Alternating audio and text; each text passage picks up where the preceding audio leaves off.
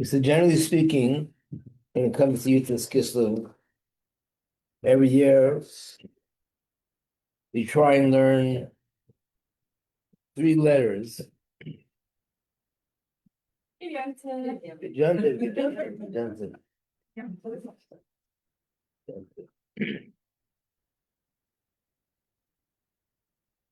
So we learned there are 3 letters that we try to go over.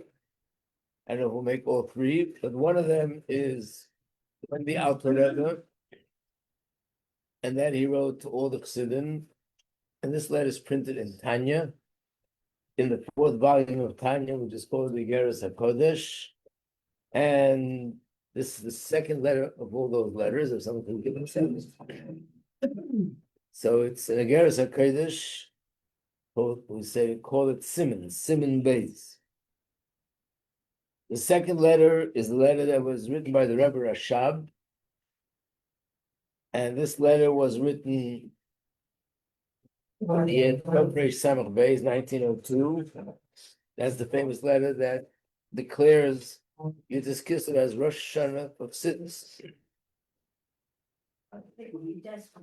And that letter is the opening letter of Hayom Yom. And the 3rd letter is the letter that I mentioned to you the other day, which the Alter Rebbe sent to Rabbi Yitzchak Berditchever. He sent it to Rabbi Baruch of Mezhebush. Good morning, and he sent it to all the Chassidim also. So first we're going to start with this. If you didn't get it, this is from Igeres HaKodesh 2. So basically, in this letter, the Alter Rebbe, as it says on top, it's upon his arrival from Petersburg. So after the Alter Rebbe came back from the jail, and of course in the letter he thanks Hashem, but the main objective of this letter is guiding the Chassidim and directing them how to act. You would expect that here the Chassidim knew that in general they're being attacked for no reason. They're being attacked for false accusations. They're being attacked because people aren't really making the proper investigations and just judging them without going into it. But that's one thing.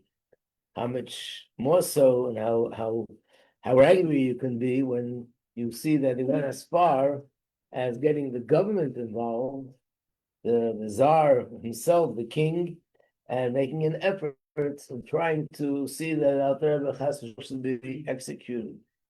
So you can imagine how angry they would be. And you can imagine how you feel when you defeat your enemy and what that could lead to. So the Alter Rebbe is guiding the Chassidim how they should approach everything in a humble way, and they should not react in a negative way towards all those people that are involved in getting him arrested.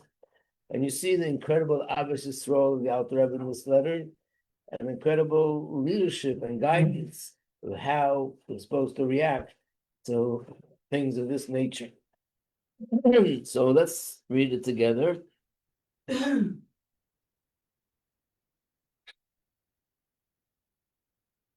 So it's on the sheet that I gave you. It starts here on page 24.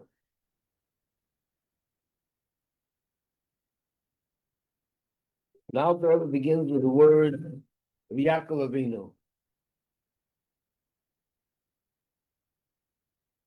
When Yaakov Avinu heard that Esav is coming with him with 400 men, he naturally davened to Hashem. Hashem should protect him, and it appeared that Yaakov was worried. And the question is, Yaakov already had a promise from Hashem that he will protect him. That's in the Chumash. And if he already had a promise from Hashem that he will protect him, what was he worried about? And why did he have to, special prayers? He already had Hashem's guarantee that he'll protect him and nothing will happen to him. So these are the words in the Chumash: Katonti mikol achsodim u'mikol emes. That Yaakov said, I became small from all the kindness and all the truth. I guess I have a different page number. No, it's also 24. Yeah. I became small from all the favors there. What if the man became small? So Rashi says it means that Yaakov was afraid because he felt that there were so many miracles that already happened, and Hashem already saved him numerous times, that maybe he sort of used up all his merits, and now there's not enough merit left in order for him to be saved also from Esau. That's how Rashi explains it. There are other Mefarshim that they say that this explanation is not sufficient, because in the pasuk it doesn't say my merit became small. It says I became small. Katoim ti, I became small from all the favors. So the question is, how is it that because Hashem did favors, that made me smaller? So the Alter Rebbe is going to explain, yes, how we can explain is according to Chassidus, that when Hashem makes a person, does favors for a person and shows him his kindness, as a result of that, he becomes smaller. And that will justify and explain why he was concerned, why he was worried. In fact, the term is Shema Yigra Machet. Maybe I committed some sort of a sin, I'm not worthy. Why would he not be worthy? So let's start from page 25.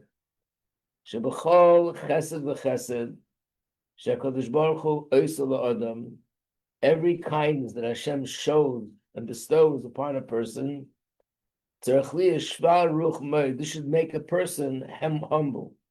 And in fact, the more chesed Hashem shows me, the more humble I become. What's the connection? Ki chesed d'roya yamina. Chesed, as we know, is Hashem's right hand. In the Zohar, when he describes the 10 spheres, and in the Zohar, everything is written in a metaphoric way. It's describing the body and also how all the spheres correspond to the body. So Hashem's attribute, Chesed, that's Hashem's right hand. When it says in the Torah, Hashem lifted his right hand, it means he manifested his attribute of Chesed. When it says in the Torah's left hand, it means he manifested his attribute of Gevura. So Chesed Roy Yaminu, that's the right hand. V'yamini Techapkeni. And like I said, Hashem embraces me with his right hand. So the right hand and Chesed means Hashem is showing me his love and embracing me with his love. 26. Shehi Bechinas Kiras Elakim Mamish. Which basically means that Hashem is being closer to me more than before. So if something happened on a certain day and I see a miracle from Hashem, Hashem's kindness, that means, what does it mean his kindness? It means he shines his light upon me, and that light is what protected me, what saved me. That means that Hashem connected to me today in this event that happened more than before, more than the usual. V'chol ha'korav el Hashem, the Yesod says, v'hagbal l'mayla mayla, the more a person is closer to Hashem, the more tzarich liyos yoseh shval ruch lamata mata. So in other words, the more Hashem shows him closeness, which raises him to higher heights, like I'm much more in the presence of Hashem now than before, because Hashem, when Hashem does a favor, it's like Hashem's revealing himself to me, and he's more present to me personally in this event. What does it do for me? It should make me humble. Meshikosa, like it says, Mirachek Avaya Nirali. That Hashem appears to me from the distance. When Hashem appears to a person, that makes him feel more distant, makes him feel how humble he is. And he explains it why. The kula kamei davke kala choshev. It says everything in the presence of Hashem is like nothing.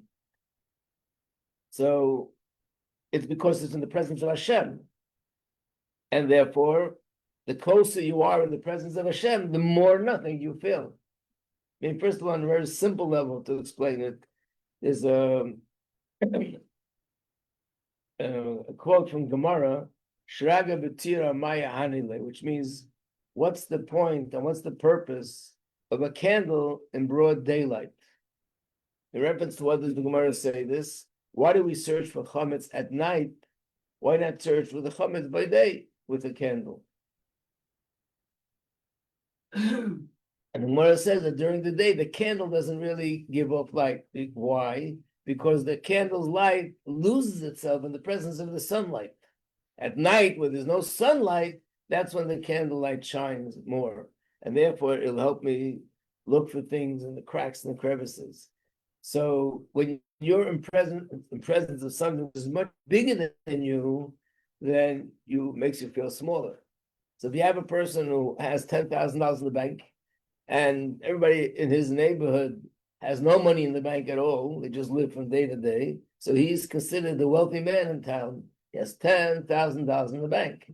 But if he's going to be mingling with people who have millions of dollars in the bank, then he feels like a poor man. $10,000, that's a joke. And basically, the bigger the wealth of the person that's standing in his presence, the smaller he feels. Certainly in the presence of Hashem, we feel humble, and especially that we know that it's not just that Hashem is bigger than me. He's my source of life, and without him, I can't exist. So therefore, the feeling of bittul is always there. But the more I'm conscious of Hashem's presence, the more I'm aware of Hashem's presence, the more Hashem's presence is revealed to me in a more open way, the more I feel humble, the more I feel bittul.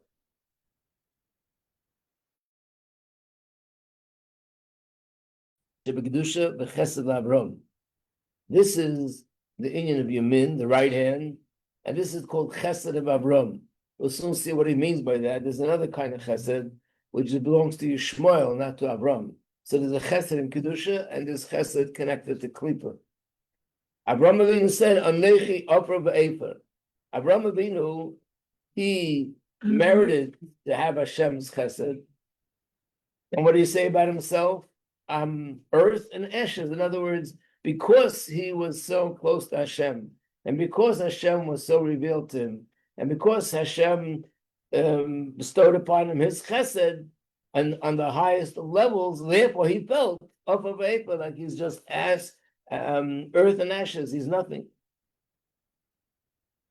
This is also the attribute of Yaakov, that Yaakov also felt this way because in the presence of Hashem's kindness to him. Kindness means Hashem reveals himself. Hashem is present. More kindness means he's more present, more revealed. And this is this is how Yaakov justified his fear. Why he's afraid of Esav.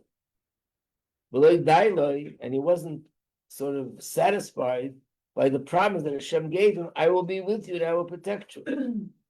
So what's the connection? Yaakov became very small in his own eyes because of the Hashem was so kind to him, and Hashem showed him so many miracles, which means Hashem was so revealed to him that it made him feel so much more humble. And therefore, he felt he's not worthy. In other words, there's two things here. One thing is that he felt humble, okay?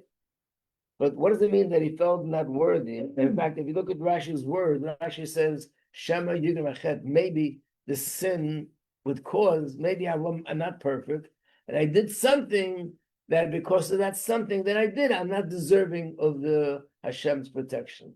But Yaakov didn't do any Averis. What does it mean? What was he afraid of? It appears as if the fact that Hashem was so kind to him, and therefore Hashem was so good to him, therefore he's afraid that maybe his sins caused that he shouldn't be worthy of more protection. What's the connection? So the connection is, this is something we spoke about at the beginning of the year when it came to Oshamnu Bagadnu. We'll just chew it over again. And that is, the question came up, the Arizal, the question came up to others, and one of them was Absaja Goin, when they said the Ashamnu, like, why are you saying Ashamnu, a complete tzaddik? And he's saying Ashamnu, Bagadnu, Gazalnu. He didn't do any Averis. Yes, he's a tzaddik, so he can go higher and higher in serving Hashem. That we can understand. Hashem is infinite, so no matter how much love I have for Hashem today, I can have more love for him tomorrow. No matter how much awe I felt for him today, I can feel more awe tomorrow. But what's a shamnu? Shamnu means if I sinned, I did something wrong. So his answer was that he said to the students, I learned how to do tshuva from an innkeeper. What was the story with the innkeeper? That he was staying at an inn, and the innkeeper had no idea this was him. He was the greatest tzaddik of that generation. People from the whole world wrote to him and asked him questions in Torah. And he had no idea, because in those days there were no pictures like today. He had no idea this was him. And of course, he didn't go around publicizing, I am, Rav Tzaddik Gaon.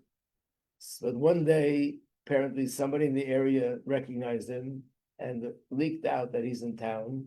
So when the innkeeper walked outside of his inn, he was shocked to see a few hundred people that are to the inn.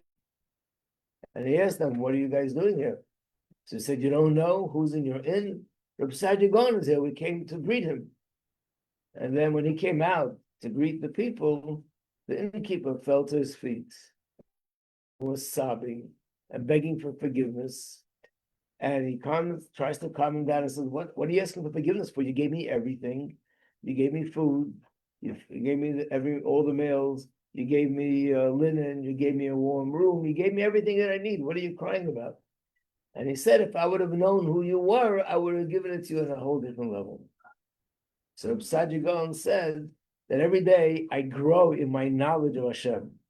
And when I recognize Hashem's greatness today, I say to myself, had I known this yesterday, I would have served him so much. I felt what I did was almost offensive the way I served him yesterday.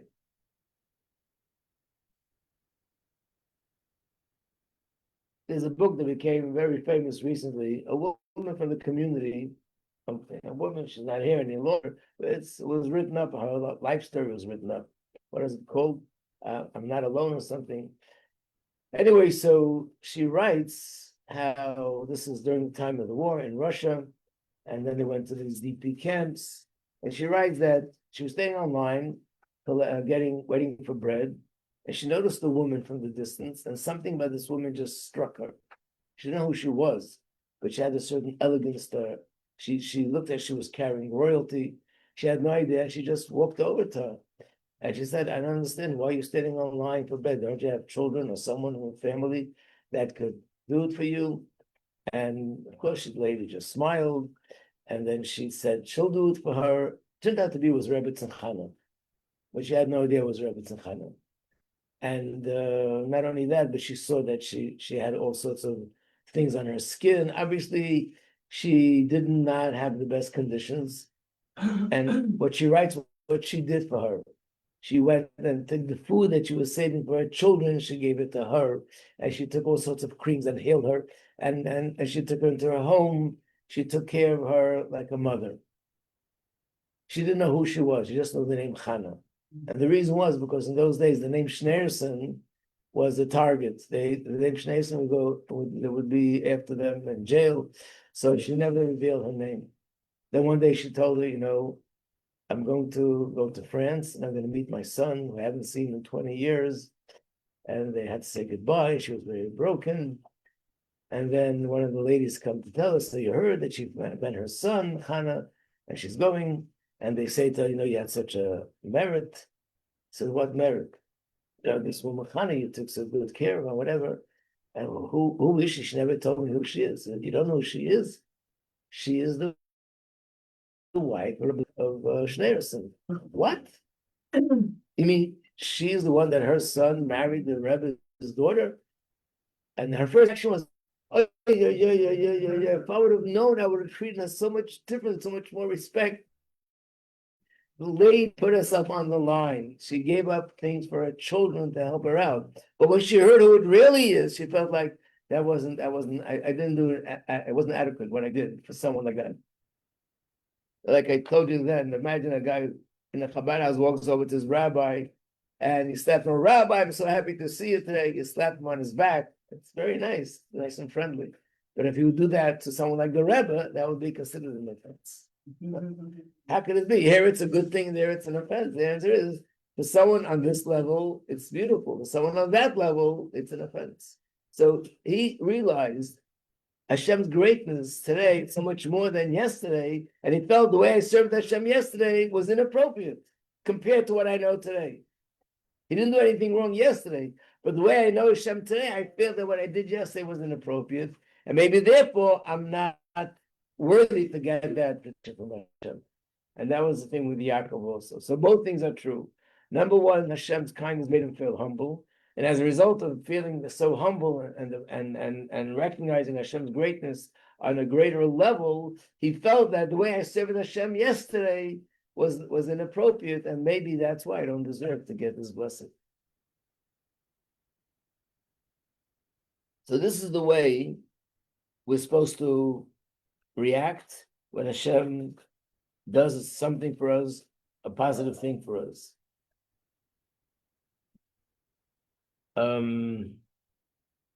Page 28. Question? Yeah. So clearly, I guess it was just to think smaller, like more humble. Are we also encouraged to feel like it wasn't good enough what we did yesterday? No. We're encouraged to always grow and move forward. Because we are not as refined as Yaakov Avinu. So when we thought things weren't good yesterday, right away it leads to the depression. And also our feelings are not always so pure. So what bothers me about not being so good? Is it my yeshus, I'm not such a great person, or is it just my relationship with Hashem?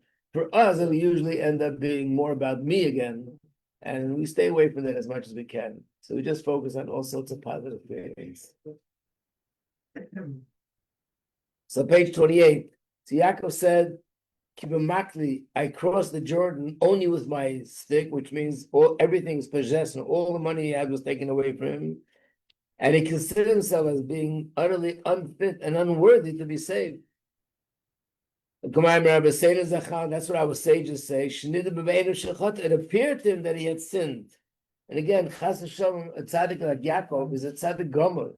Highest level of tzaddik, the Rebbe talks about in Tanya, that it's not, I can't even think of the idea that he would do something which is a sin. But it means, like I said before, based on the way I know Hashem today, what I did yesterday, the Rebbe gives an example with Chanukah lich. On the second day of Chanukah, how many lich do we light? 2 lich. Mm-hmm. If you would light 2 lich on the third day, it would be wrong. But was anything wrong yesterday when I lit 2? No. But on the third day, I have to light 3. Same idea, as the tzaddik continues to grow, now he has to serve Hashem on a higher level. But it doesn't mean that I did anything wrong yesterday. It just means that thinking of how I served him yesterday with what I know today, then I feel that it was unfit. This is called chesed of Avram. What's the other kind of chesed that's connected to klipa? But on the other side, which is another side of kedusha, so Yishmael was a son of Avram, so also had chesed. What's chesed of klipa? Kol chesed gadol, the greater the kindness,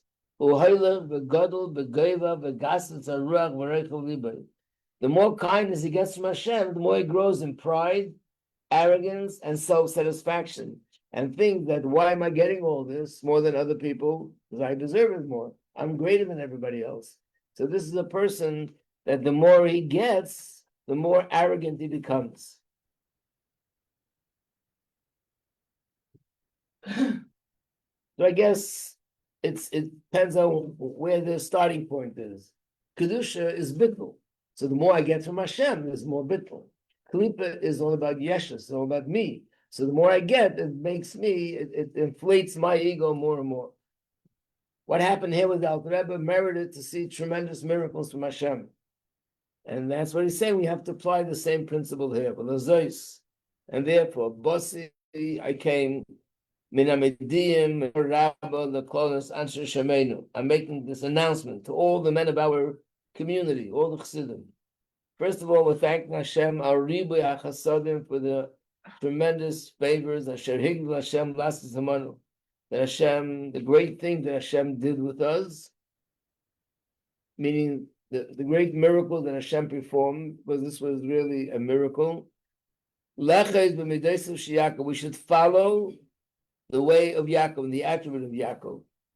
She'er Amay or She'eres Yisrael. The term She'er Amay means the remnants of his people, but it really means that we consider ourselves Mesim Atzmei Kisharayim. It's another way of saying humility. She'er B'Shem Tzerech L'Bilti Ram L'Vav Machem. Do not become arrogant towards your brothers. In other words, towards your brothers doesn't mean your next door neighbor. It means these people who put us into jail. Don't be arrogant towards them.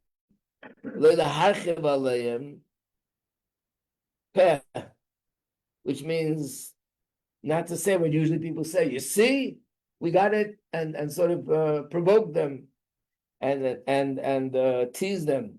Or not even to sort of use the term, not even to whistle.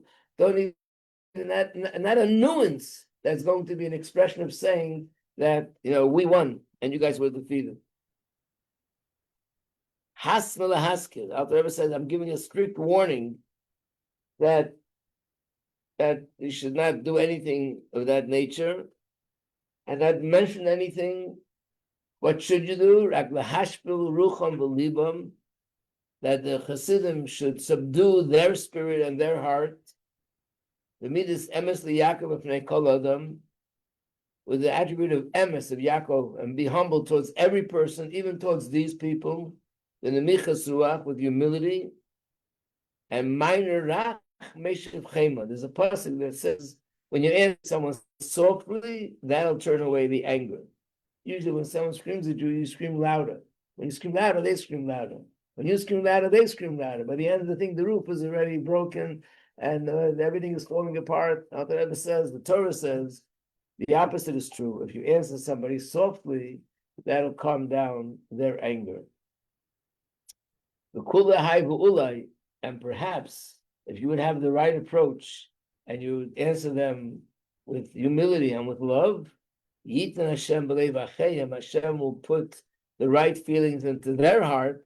Kamayim upon it, the pasuk says, just like water reflects the face of a person, that's how one heart reflects the heart of another person. In other words, this is also something which is brought a lot in Chassidus, that one heart reflects the heart of another person. If you truly will overcome all your other feelings and feel love towards them, then maybe that'll bring them to feel love towards you and to turn around. And that's indeed what happened, that so many people after this became Hasidim. Rather than walking around and fighting with them, after following the Alter Rebbe's instructions, they were even more moved by the greatness of the Hasidim and by the pureness of their character traits. And that brought people to learn more Hasidus and become closer to Hasidus.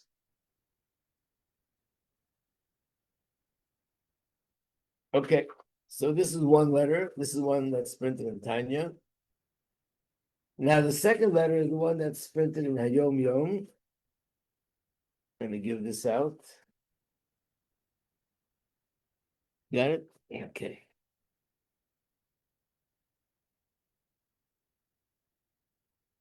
So the history behind this letter is that the Rebbe Rashab, Yud Tes Kislev is like the biggest yontiv, you would say, on the calendar by Hasidim. Not only because Alter Rebbe went out of jail, because he went out of jail a second time, and the Mitzvah Rebbe went out of jail, but it was also because it represented the day that in Shemayim, in heaven, it was ruled that from now on, Hasidus could be studied, and up there in the heavenly court, there's no longer any obstacle standing in the way. But nevertheless, they never knew of this concept that it's Rosh Hashanah. So that year, a lot of Hasidim came to the city of Lubavitch to have Farbrengen celebrate with this Kislev with the Rebbe Rashab. But it turns out the Rebbe Rashab was not in town. He was away. And he was away either because of communal issues or because of health issues. And the Hasidim were really hoping that the Rebbe would come back for Yud Tes Kislev. In fact, they even made a request to the Rebbe, maybe he can come back to be here for Yud Tes Kislev. And the Rebbe apparently wrote that he has to be away. I read that he went to the Rebbe's mother. Her name was Rebbetzin Rivka. And they asked her, maybe you can influence your son to come here. Obviously, the people who went were older Hasidim. And they said, maybe you can influence your son to come here for Yud Tes Kislev, because so many Chassidim want to bring together. So she said, if my son understands not to be here, then probably that's the right thing. I have nothing to tell him. Like, don't ask me to get involved. Yeah. If he would think it's the right place to be, he'd be himself. If he's saying not, then he's not. I'm not going to offer anything. But what did happen was that a few days before Yud Tes Kislev, a letter arrived. And the letter was sent to the Frierdiker Rebbe, but the letter was addressed to the staff of the yeshiva, the teachers, the students, and everyone in the yeshiva. And he said that on the day of Yud Tes Kislev, they should read this letter publicly. So, and this is part of that letter. So it starts, so the date is 19th of Kislev. After the word Kislev, you see 3 dots. Mhm. The reason why there's 3 dots there, and you find this in other places, in Sichos Maimarim, whenever something's being quoted, but you don't quote it all the way, you leave out a few words, you put in 3 dots, because obviously it's not necessary to put on those words here. But on the other hand, you want to make a point that you should know that there's something missing from the original. If you look up the original letter, you see what's missing. The original letter is actually printed. There's a copy of the Rebbe Rashab's written edition of this letter. It's printed in a sefer called Kuntur Samayim, the one in Hebrew. Why am I pointing this out? You'll soon see. Because he goes on to say, this is the festival in which he redeemed our soul in peace. These are the words of Pada B'Shalom Nafshi. David HaMelech said, Hashem, you redeemed my soul in peace. This is the day that our soul's illuminations and vitality were given to us. This day is Rosh Hashanah for Chassidus, bequeathed us by our sacred forebearers. Now, the reason why I mentioned before about the 3 dots is because if you look at the original letter, there's some words missing here also. And not only that the words are left out, there aren't even any 3 dots, even indicating that there's something missing, which is very unusual. Because when a Rebbe writes something, every word is precise. And therefore, you don't want to just dismiss it. So you're right, 3 dots. Here, there's something missing, and it doesn't even indicate it's missing. What's missing? Rebbe Rashab wrote, which means probably you could say that it's Rosh Hashanah for Chassidus. He didn't say it with absolute certainty. He said, probably you could say. So why was it taken out? Sure. So the answer is, there's a story with the Frierdiker Rebbe. In fact, when the Rebbe said a Maimah L'Choidi in honor of his wedding, years later, of course, he put this story into that.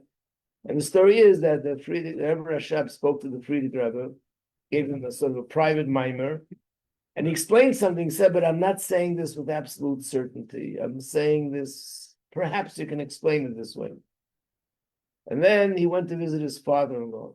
His name was Rabbi Brom Schneerson. And his father-in-law, when he saw him, he said, okay, give over something from Chassidus. He used the words, open the faucet and let it flow. So the Frierdiker Rebbe told him the mimer that his father said privately, and he repeated that explanation. When he came home, Rebbe Rashab asked him, so how did it go by your father-in-law? And he told him, ouch. And then when he said that he repeated someone doesn't mind, just to get the paper. This, did I say the force and let it flow? I'm sorry, I didn't mean that.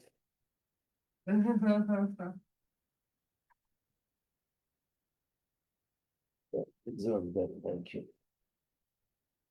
So his father said, why did you tell him that? I told you I'm saying it, and perhaps we can explain it that way. Thank you. Perhaps we can explain. I didn't say it with certainty. So the Frierdiker Rebbe answered, when you say something is perhaps, as far as I'm concerned, I'm certain. Not even a question. So it looks like here too, the Rebbe Hashem said, probably you can explain it that it's like Rosh Hashanah for Chassidus, but the Free Rebbe made it certain. And that's how the Rebbe printed it in the Hayom Yom. And then it says, this is the day of our soul's illumination and vitality. There's so many sikhs, and I say so many farbrengens poured over these two words, that this is the day, Chassidus is our vitality, and Chassidus is our illumination. Basically, putting all the different explanations to make it, just the general idea what's behind it, is that light doesn't create anything new. You walk into a room when it's pitch dark, then you turn on the light did not create anything. What light does is everything that's in the room, I can now see clearly what it is. So there's a door, I know if it's a door to a room, if it's a door to a closet, and the same thing with everything else. Is a chair, is this a table, is this kind of table, that kind of table. I don't even have to struggle. As soon as you turn the light, everything is clear. Chassidus did not create anything new. Chassidus is light. That everything we learn about in Torah, Tefillin, and Mezuzah, and Shabbos, and Pesach, and Shavuos, and Rosh Hashanah, and Yom Kippur, and Chumash, and Gemara, and Mishnah, everything we have in Yiddishkeit, when the light is turned on, you just see it from a whole different perspective. You see it, you see the godliness in it, and the same thing with vitality. That if a person is chas v'shalom faints, so the organs in the body are there, all the hands and the feet and the head and the nose and the mouth, the eyes, the heart, all the organs are intact, but the person's not alive. And then when you wake him up, what was added is that all the organs are now alive, and the feet are walking, and the hands are moving, and the eyes can see, and the ears can hear, and the mouth can speak, the brain could think, and the heart could feel. So the same thing with Chassidus. We're not changing anything. Chassidus doesn't change anything in terms of Torah, Halacha, Shulchan Aruch, but it's with a different kind of life to it. The Tefillin has more life to it, and the Mezuzah has more life to it, and the davening has more life to it, and the learning has more life to it. The life is that we see the godliness in everything. Rosh Hashanah for this day is Rosh Hashanah for Chassidus, bequeathed us by our sacred forebearers. So that what does it mean by Rosh Hashanah for Chassidus? That in itself, we could, explain many different things to explain about that. But generally speaking, it means that that we are drawing a parallel between Rosh Hashanah, the way we know it as the first day of the year, and how it relates to Chassidus. I'll soon mention something here which will explain one part of it. Identical with the teachings of the Baal Shem Tov. This is a very important line, and that is because on the surface, if you look at the way the Baal Shem Tov taught Chassidus and the way the Alter Rebbe taught Chassidus, it doesn't look so identical. A little bit later in the day, I'll show you a sample of the Baal Shem Tov's teachings. You see what it looks like. 5 lines, 10 lines, 15 lines would be, wow, that's a big one. And the Alter Rebbe, it's not just about big or small. The difference is he would say avart, and the same with most of the other Hasidic Rebbes. Avart, and this question or this answer would usually come a very strong, sharp, something that really would wake you up. But on the other hand, it wasn't explained in a deep way, the way Hasidus takes a concept and gives Meshalim to understand it. When you talk about very deep spiritual concepts and you bring it down with Meshalim from the Gashmis, from the Guf, and goes on pages and pages and pages to explain things, bring it down. So the Alter Rebbe says, Chas v'shalom, there's not deviation from the Baal Shem Tov. This is the teachings of the Baal Shem Tov. It's just that in the early stages, the Baal Shem Tov taught Chassidus one way, and the purpose was, as time goes on, it should develop, and this is a continuation of what the Baal Shem Tov taught. This day is the beginning of your work. This is what it says in reference to Rosh Hashanah, is the fulfillment of the true intention behind creation of man on earth, which is to call forth revelation of the light of the inward part of our holy Torah. So revealing the inner, deeper part of Torah ultimately, this is the whole purpose of creation. The purpose of creation was Hashem's presence should be revealed in this world. And how is it revealed in this world? Of course, it's revealed through Torah in general, through mitzvahs, but in Torah in general and through mitzvahs, you don't necessarily see and feel the godliness in it. But through Chassidus, it's openly about godliness, about Hashem and about the spheres and about Hashem's relationship to us. So on this day, that light is called forth in general for the entire year, which means just like Rosh Hashanah, Hashem designates how much parnas I'll have this year, how much health I'll have this year, how much pleasure I have this year from different things that are going on. On Rosh Hashanah of Chassidus, Hashem also designates how much I will merit to be able to study Chassidus and how much I will merit to be able to really benefit and feel the light that Chassidus has to offer.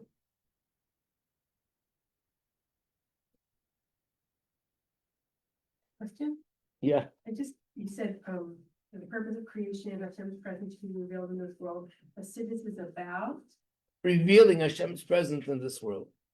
So even though Gemara also has that, but in the Gemara, it's revealing Hashem's presence, but in a hidden way. So it talks about laws related to a field, laws related to business, laws related to animals, laws related to marriage, laws related to how do you eat on Pesach or Shavuos, but it's not openly godliness. Chassidus is openly about understanding Hashem. What? It might be like a whole big, like, Pandora's box, but how come some people feel there's a missing, and missing, like, Hasidas, that like they're frantically searching till they find it, and some people are so like blasé the whole life to find this, like, this doing duty of them just regular, like. First of all, it has to do with people's personality, but it has to do with I think it's a certain bracha that Hashem gives someone, they merit for some reason or other, to feel that, if a person doesn't feel hungry and doesn't eat, it's not a good condition. Healthy person who feels hungry if they don't eat, feels satisfied if they do eat. Especially with children, we see certain children don't like to eat. The mothers have to do somersaults to get some food into their mouth. And that's the big part of what they do today, trying to get him to go to sleep, trying to get him to eat. What do you mean? What do you need to get him to eat for? Isn't he hungry? No. They just go on and on and on. So if a person feels hunger for something godly, that's a healthy sign. Why some people don't feel that hunger?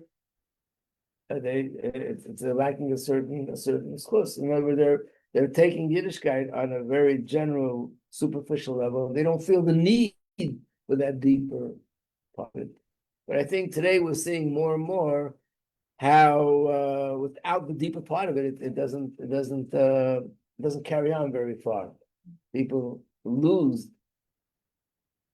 Someone just told the story. I heard the story the other night that is in a certain Chabad house where someone came in there who was a boy that grew up in a Hasidic family, and he dropped out of Yiddishkeit. And he comes to the Chabad house just to hang out, have some coffee, eat something. And there are guys that come around the Chabad house, and they say, while we're here, okay, you want to put on your hair already, put on film. Okay, put on film.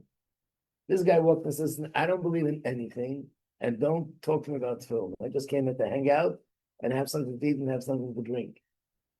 So one of the rabbis there said, you know what? You're fine. We have no problem. I just want to ask you for one thing in return for your eating and drinking. One thing is, every day that you come, let's learn something from Tanya. You can say that you don't believe in it, but we'll learn it anyway. And you'll say you don't believe in it anyway. So every day they would learn something from Tanya. At the end, he would say, I don't believe a word. And she just said, I don't believe in anything. And this went on day after day. Then they came to chapter 4 in Tanya. The Alter Rebbe said that when you learn Torah, you become one with Hashem. That's how you embrace Hashem. As he goes on, he suddenly breaks down crying. He was shocked. And he said, how come my teachers never told me anything of this nature? Never. And he told them the story. He said, I was 11 years old, and I was in class, and we're learning about what's the halacha, an ox gores a cow. And then you find a a baby, and you don't know, was the baby born before the ox gored it or after? So the owner of the ox, does he have to pay for the baby too, or only for the cow? Maybe the cow had a miscarriage, has nothing to do with being gored. And he says like this, the teacher screams at me, "Where are we holding? Show me your finger." And I hold my finger there. If I took away my finger, it was the end of the world. And I'm saying to myself, I don't understand. I don't own a cow, and I don't own an ox. I don't plan to own these things. I'm not in business. I'm a little kid. What do I need to learn this for? I'm going crazy. And one day he decided I'm not going to point, and that's it. Of course, he didn't point. Teacher got angry at him. He gave him a patch. One day, it went on for a few weeks. And then after that, I said I was out of school and never went back at that young age.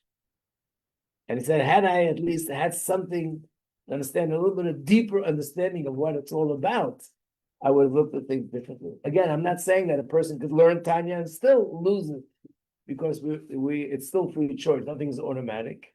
But naturally, when you have a deeper understanding, if a person's holding something in their hand and they think it's a piece of glass, they might easily drop it. If they realize it's a diamond, they'll hold on to it. And if they think it's worth $1,000, they might also give it away for something or other. If they realize that it's worth $150,000, they'll be acting very differently. So the more you understand the value of Torah and what it is all about spiritually, the more you feel connected and the more you appreciate it. Then he went on to say, on this day, that light is called forth in a general way for the entire year. It is our duty on this day to awaken our hearts with an innermost elemental, in the very core of our heart, that God then illuminates our soul with the light of his inner Torah. Again, it's all from Hashem. We're asking Hashem, you could learn Chassidus, you still need Hashem to be giving me the bracha, that when I learn it, I get to really penetrate.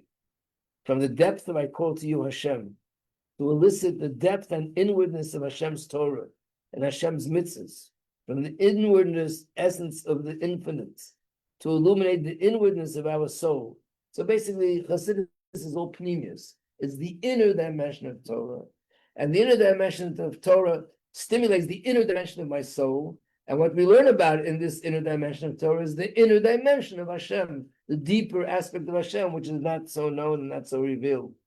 So we're asking Hashem that from his inner essence to awaken our inner essence for learning the inner dimension which is in Torah. And that the essence and the extension be devoted to him alone, to banish from within us any of the natural traits that are evil and unworthy. Clearly, the point of Chassidus is not just a lofty, knowledge to learn about spheres and world. The point at the end is to transform and to refine my character traits, to get those character traits out and to discipline them and to refine them, whether it's anger, whether it's arrogance, whether it's jealousy, whether it's selfishness. This is what Chassidus is all about. The bottom line is to get all this out of our system. Instead, all our work and affairs, our avodah, meaning dying and Torah and mitzvahs, and our worldly undertakings necessary for the maintenance of the body should all be with sincere intention for the sake of heaven and Hashem. May Hashem, the merciful Father, have compassion upon us, lead us along the good and righteous path, and may we see his face in uprightness. And this new sort of revelation about Rosh Hashanah Chassidus, you see the date of the letter is 16th of Kislev, 5662, which means that it was a few months before Yud Aleph Nisan. The Rebbe was born a few months later after this. And clearly, the way we understand it is that this is the beginning of a new era, and that's why this was something new revealed about Yud Tes Kislev that was not known before.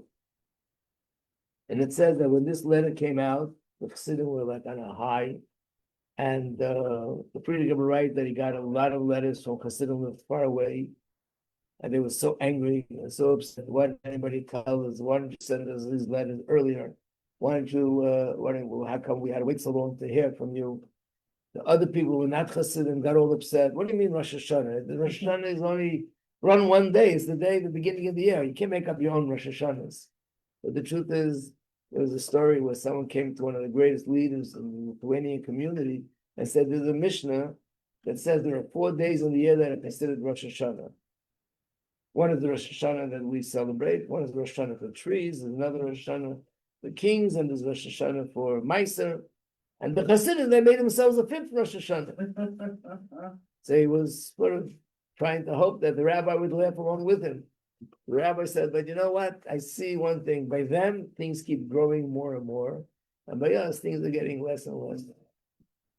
So basically, it's not Chas v'Shalom doing anything new in Torah. It means that this is a day.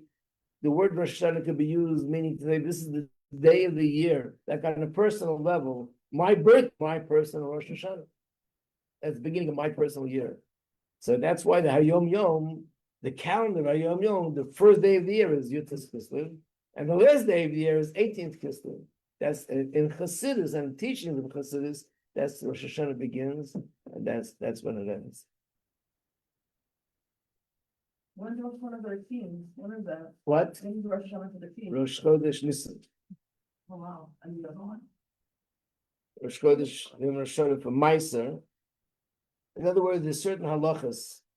For example, Meiser, that you can't give tithe from 1 year, tithe from animals from 1 year, or the animals of the other year. It has to be a line where that year ends, the halacha. So that's, some say, that's what in Rosh Hashanah for trees also has to do with that. Halachas regarding trees. When is Rosh Hashanah for trees? It's the 15th of Shvat. The other one.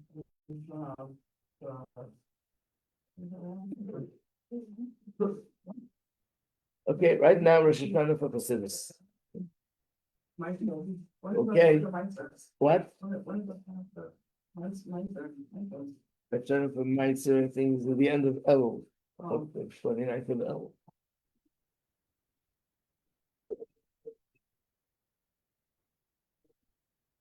The days to celebrate.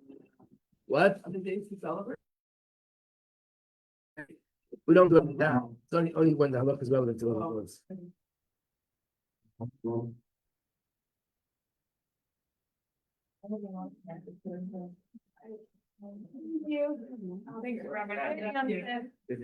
Who's now? I think so. Who? Are you using you? I think so. That's like mine as well. Like I don't wear it. Here I go. But everybody together, so I guess we'll be downstairs. Yeah. That's what we, yeah, but it's all. Hurry up. Yeah. You don't do that? You don't think that?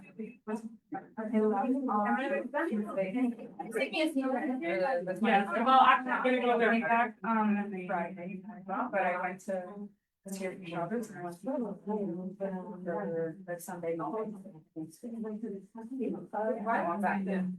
Are we gonna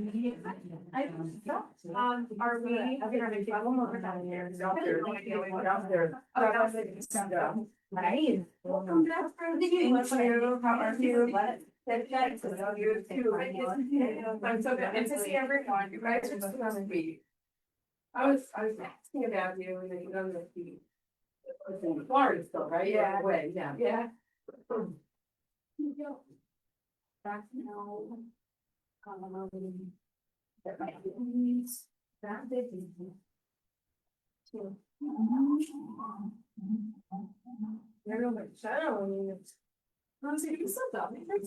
We have it says at 10:30 on the schedule. Right? Yeah. Not gonna have it. No, they know that. It's so long enough.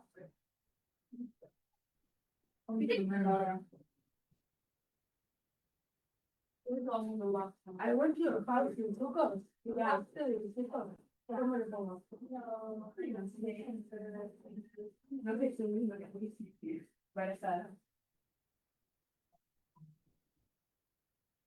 We'll be right back.